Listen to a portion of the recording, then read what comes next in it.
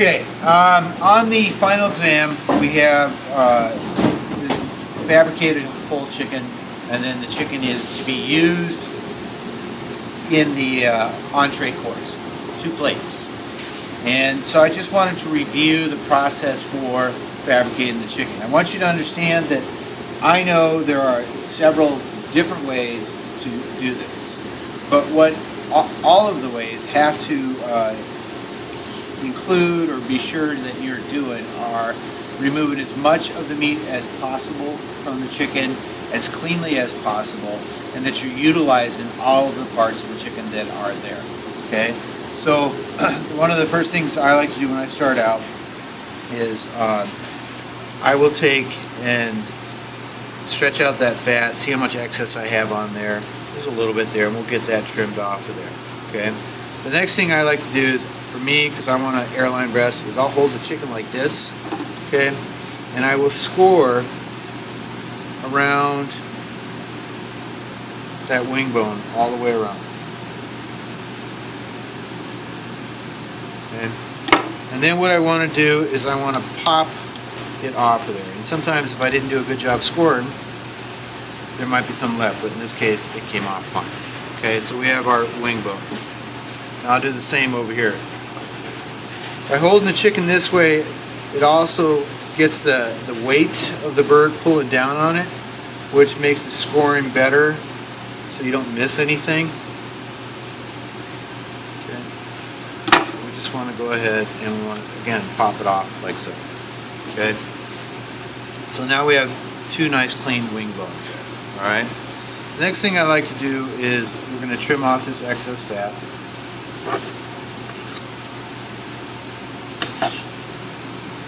Okay, and then we want to clean out the wishbone area back here. Okay, so what I like to do is take my knife and scrape it down. Just get it nice and clean.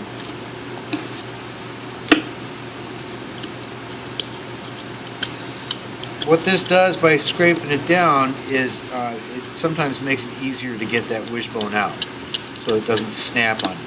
Doesn't guarantee it, but it helps to get it out of there a little bit easier. Then I'm just going to push down on the top where it connects to the breastbone there. Okay, first, just a little bit.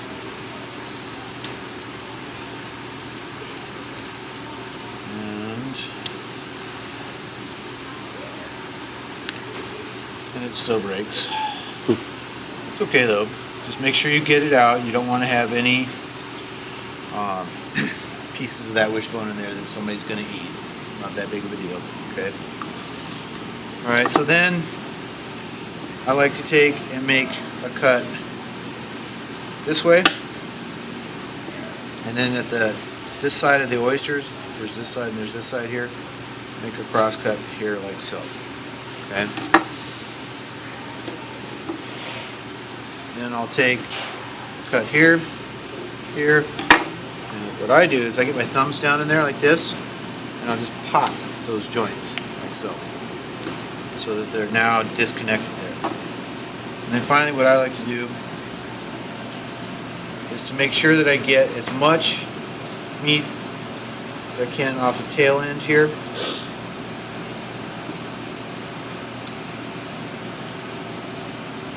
And down underneath as well. You can see where I scored it there. And then I'll get my knife and I'll set it right inside that joint. And if I just pull across, it pops right out. Trim that up. We'll trim that back. You'll see the oysters right there. Okay. And now I'll do the same on this side. Okay. And I'm going to, again, hold my knife in there, just pull, and there's the oyster. And set it there like so. Alright, so now the next thing we want to do is the breastbone runs along here. I like to pull that skin nice and tight. You can see it then, okay? And on one side of the breastbone, I will score.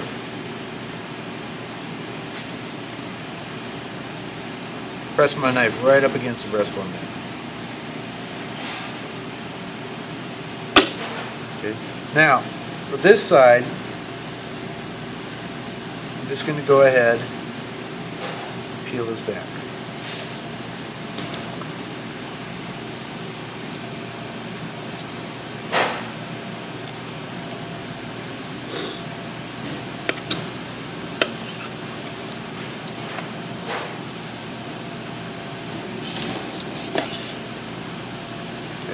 Now for this side, it's a little bit different because right here we have a lot of meat, and if I go straight this way, I'm going to leave all that meat behind. So what I want to do is bring my knife first, just kind of clean that out there, so I get all that meat there. Okay.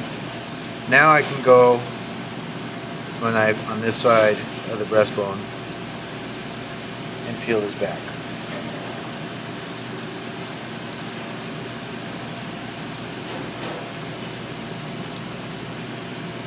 Just like so.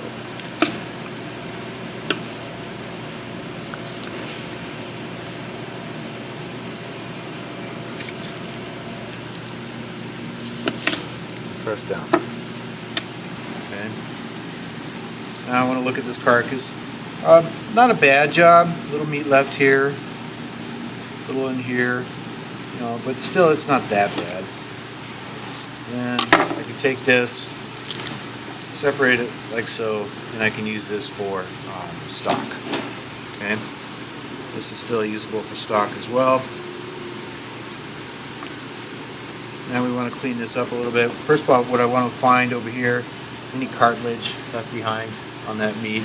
I don't see any. Okay. Then I want to just trim this breast up, this excess fat here.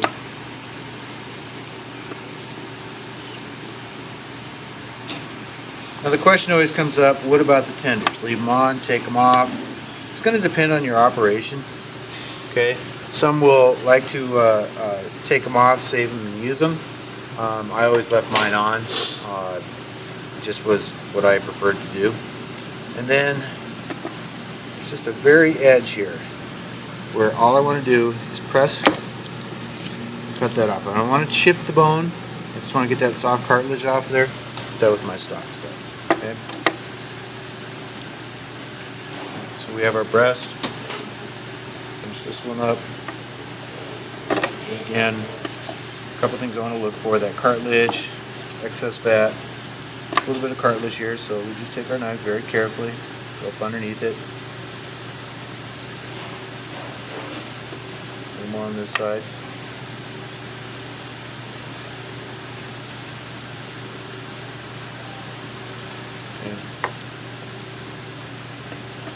Trim that up, get that out of there, and then just double check it, make sure there's nothing left under there. And again, I just want to get my knife right on that little bit of soft cartilage right there. Press, pull it off of there, and I don't want to splinter. All I'm doing, and the reason we do it, by the way, is that in the cooking, this allows that the blood to cook through the chicken, and so then it cooks a lot better that way, if you will, for an airline breast. If you don't take it off, you'll get that that blood that'll come out, and it'll look like the chicken's not done all the way. So this opens it up and allows that to finish cooking properly.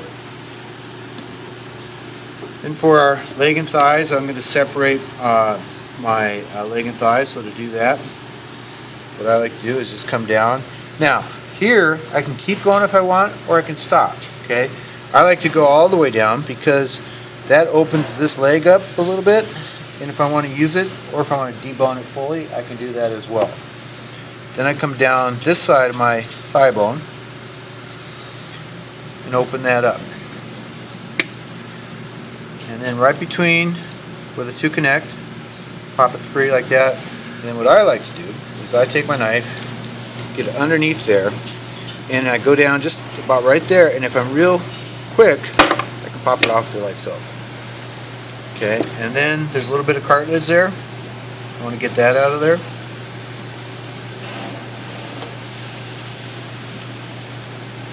And then we can separate these two if we want.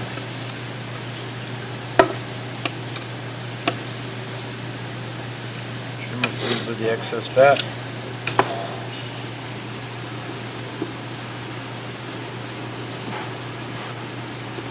Same with our thigh. Trim this up.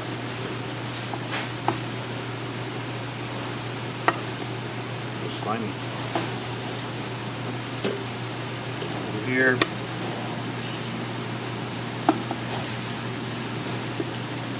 Another thigh here. And let's here. I run my knife right along that thigh bone, come around the knuckle, and then I like to go right down the leg, like so. I can open it up. One of the things you can do with a chicken like this, if you debone the leg out and the thigh bone out, you can make a stuffing, just a simple stuffing, and stuff it back in there, pull the skin back over it, sew it back up just by taking toothpicks, run it through it, take string, lace it like you would a shoe, and you can sear it off and roast it off, and then just undo that, and then slice and serve. Okay.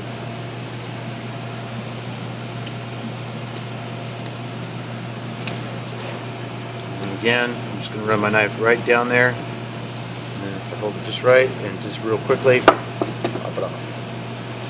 Of course, then you got to be careful because sometimes you get the oyster. Separate the two. Trim some of this up. And on the legs too, I didn't show it on the other one. Look for any loose cartilage here like that. Get that out of there. Because you don't want loose cartilage on the chicken leg people are going to eat or choke on. Trim up our thigh. Look for any cartilage. I don't see any. Hold it back up. So we have, we can still use the wings. It's two. We have 2 legs, 2 thighs, and 2 breasts. So we have 2, 4, 6, 8. It's just a different way of doing an 8 cut, but it makes it, sauteing airline breast, and maybe if I wanted to or had to add another portion of the chicken, I could use the thigh, I could use the leg, and I could even do something with the wings. Okay.